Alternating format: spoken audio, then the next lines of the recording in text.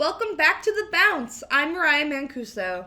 And I'm Andrew Coates. We have a great show for you this week. Stay tuned. Let's bounce. Let's bounce.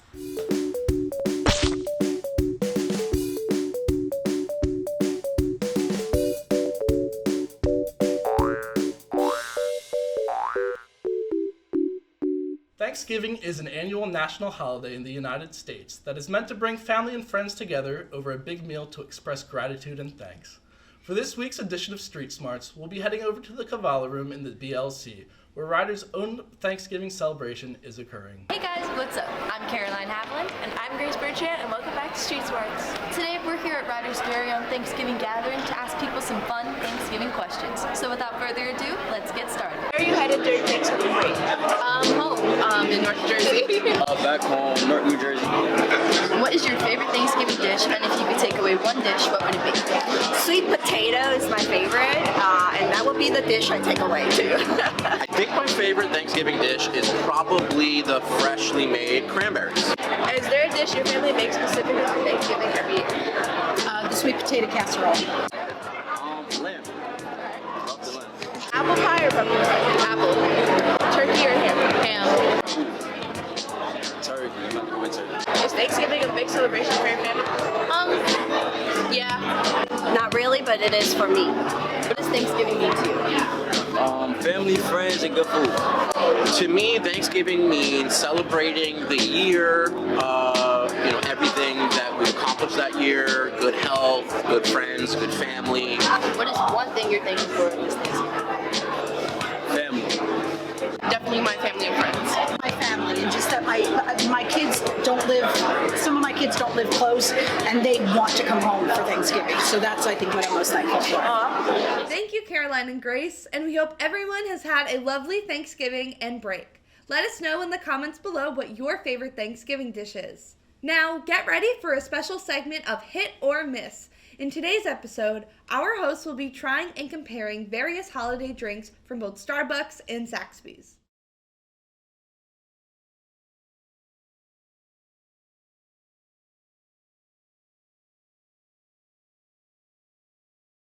Welcome everyone to another episode of Hit or Miss. Today's episode is a special holiday event where we will be comparing winter versus fall drinks from Starbucks. Hit or Miss special. Holiday drink face off. Is that really the title? It's a tentative title, okay? Now for the moment I know everyone has been waiting for. Pumpkin spice lattes. They're a staple classic for the holiday season, and I'm so very excited how Starbucks will live up to the sacred traditions. All right.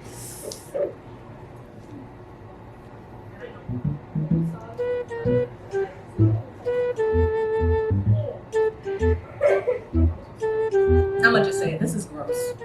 I love it. It's like bitter.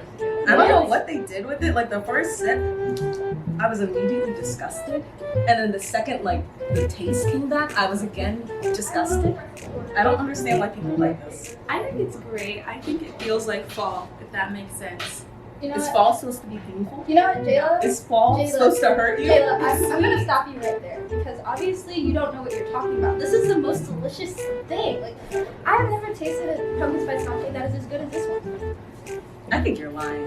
I think you want it to be good. So You know you're what? pretending I think you just want to start problems, Jayla. I think that's really what's going on. No, I think you're the problem. So. Oh. Let's just move on. Oh, okay. Oh wait, is it a hit or a miss? I think we know. It's a miss for me. It's a hit. It's a hit. And Jayla doesn't know what she's talking about. So, chocolate and peppermint always make such a flavorful combination, and for a classic winter drink, we will be trying the Starbucks Peppermint Mocha.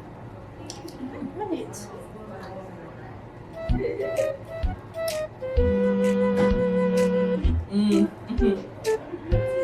This is good.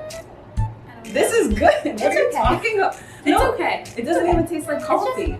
It doesn't. You see, that's the problem, Jayla. You don't like coffee. No. Well, yeah. Why are you even doing this episode? I don't know. The peppermint mocha, it has the peppermint flavor, and then it's subtle and it tastes like hot chocolate. Okay. And Yeah. I'm gonna stop you right there because it doesn't have enough peppermint for me.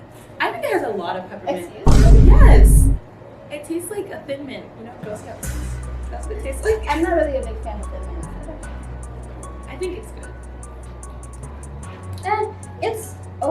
think the peppermint could be a bit more pepperminty. In general, it kind of just seems like kind of different hot You're all chocolate. just crazy. You know what? I think you shouldn't have been in this episode if you didn't like coffee, Jayla. Okay. Was it a hit or a miss, guys? It was a hit. It was a miss. I'm sorry. It was a I know I miss. said it was good, but now that I think about it, Jayla's right. I mean, Nia's right. Yeah, I am right. Jayla's not right. Jayla's not right today. We cannot trust Jayla's opinion. That's all we have for you today, guys. Make sure you tune in next time to see what's a hit. Or miss. What a fun way to kick off the holiday season. Get your fill of the holiday drinks. Next up, our newest segment, The Reading Hour, with James, who will be discussing some popular novels. Oh, hello. I didn't see you guys there. You caught me at a good time. As a writer student, most of my classes involve using my laptop for my assignments, checking out videos and websites or special projects online. Even when I'm not working, I either check out messages on my phone, binge watch Netflix, or play video games in my spare time. However, every once in a while, I read a good book and give my screens a break. Take this book, for example. If you enjoy a good horror story, you're going to love Stephen King's Dr. Sleep, a story that continues the journey of Danny Torrance from The Shining. Struggling to escape his tragic childhood past, Dan has to protect a 12-year-old girl named Abra Stone that has similar supernatural powers to his own, from a tribe of murderous paranormals called the True Knot. If you don't find any of that interesting, then don't worry. Luckily for you guys, I've got more books to choose from.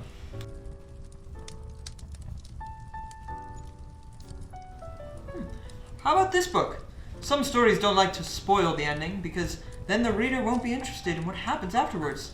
Well, They Both Die at the End by Adam Silvera spoils the ending, and I can't put the book down until I find out how they die. The story starts with two strangers named Mateo Torres and Rufez Emeterio getting a call from death at midnight, saying they both have 24 hours to live. These two have never met before, but they both meet through an app called The Last Friend. And together, these two set out and enjoy an adventure on their last day on Earth. Alright guys, thanks for dropping by and joining us for the Reading Hour. Enjoy the books and don't just watch the movies and say you read them. Alright, now let's bounce it back to Mariah and Andrew at the desk. Have you ever wondered how music could be made without any instruments? We got the opportunity to sit in on a solfege rehearsal to find out how that's possible.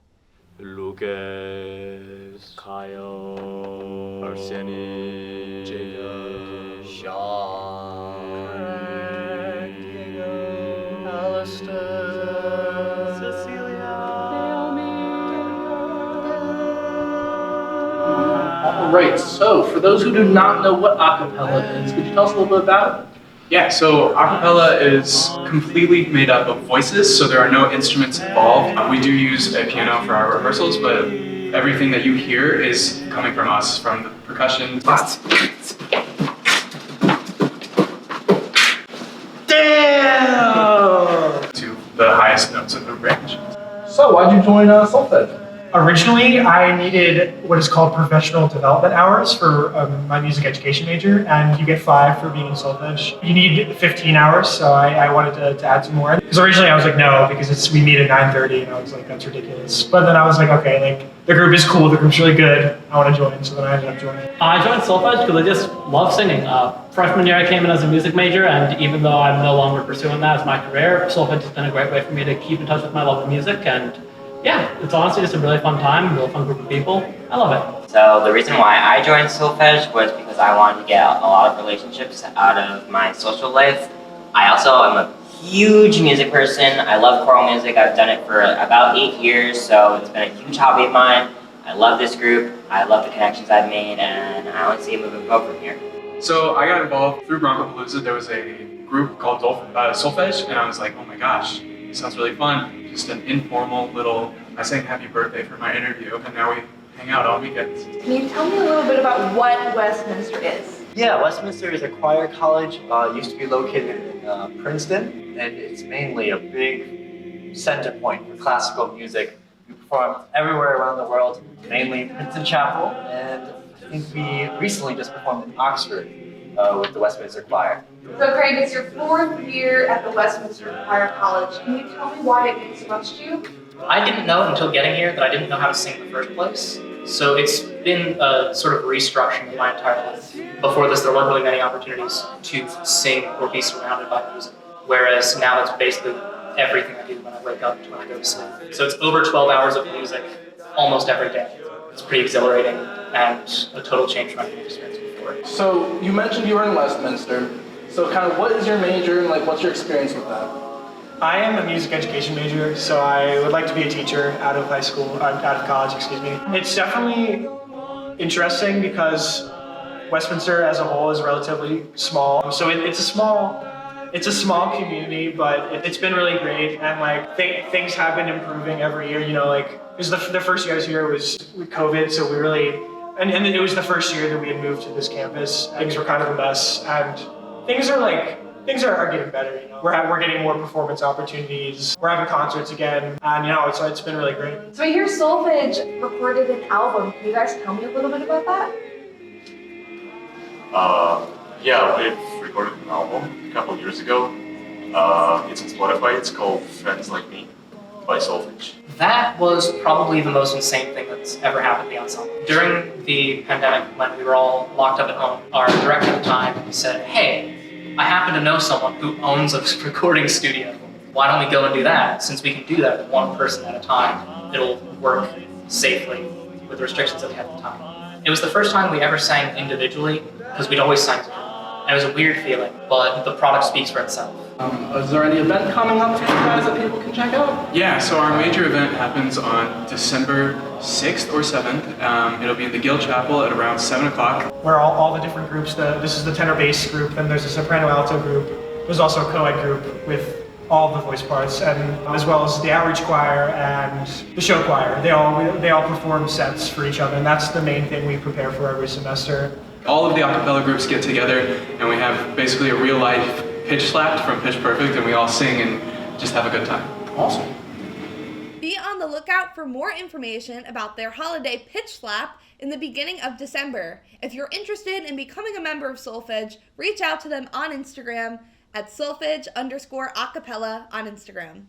Thank you so much for watching The Bounce. We'd like to thank everyone from the Rider University Network for making this possible. Until next time, this is Mariah Mancuso and Andrew Coates signing off.